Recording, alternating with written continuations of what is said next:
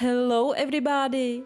In this video we will color together the picture from the coloring book Colorful Time by GUGELI.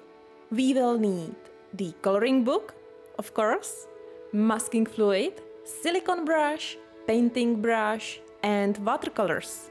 And of course some white acrylic paint pens.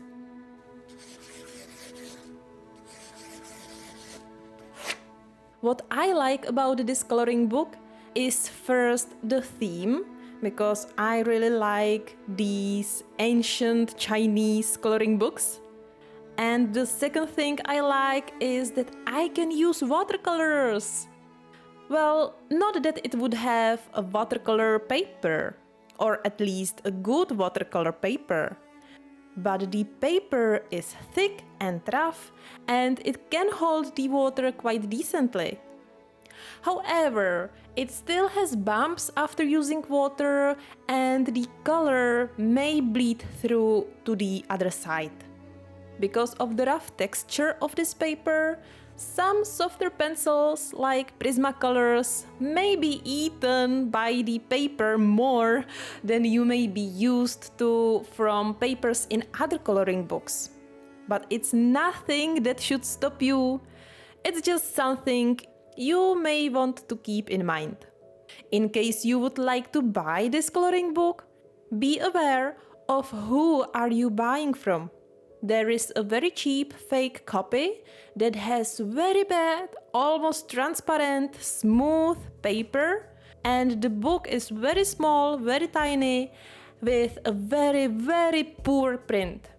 I also spent money on such a copy, and I can tell you, if I didn't know how the book should really look like, I would probably give up and never try to get the original, and I would miss such a beautiful book. So be careful, always read reviews on the product and on the shop. And if you get a bad copy, don't give up, because this coloring book is really worth having. Of all my Chinese coloring books, this one is one of my favorite if it comes to illustrations. Now, let's talk about the coloring a little bit. So for coloring this page, I took my White Nights watercolors and I was using the granulating ones, except the yellow, which is cadmium yellow. The granulating effect isn't very strong because I wasn't using too much water, but it's still there. You can use any watercolors you like if you want to achieve a similar effect. And just use the colors in a range from yellow, orange, red to violet, and blue and green colors. I also did some splatters with white paint while the page was still wet, because I wanted to have nice and blurred stars that are meant to be in the distance. Oh, and I would forget to mention that at the very first, I was using masking fluid to cover the illustration and for making some splatters. And then I was using watercolors, yeah. After drying the whole page with a heat gun and peeling off the masking fluid, I took my pencils and, as usual, I was using various brands. Derwent Artists and Polychromos worked well on this paper because they are harder.